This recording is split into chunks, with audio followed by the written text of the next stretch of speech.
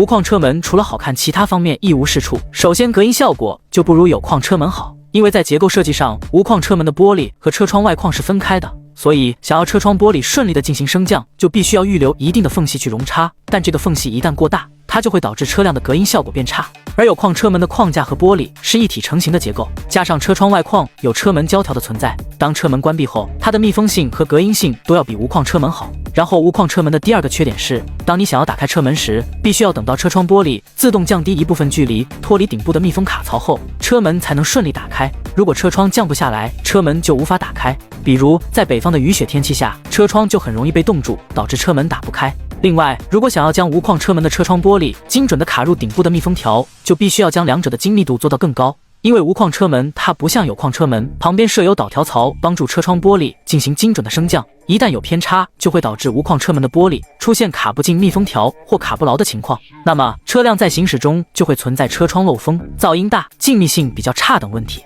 总之，无框车门是好看，但前提是你要能接受它的缺点。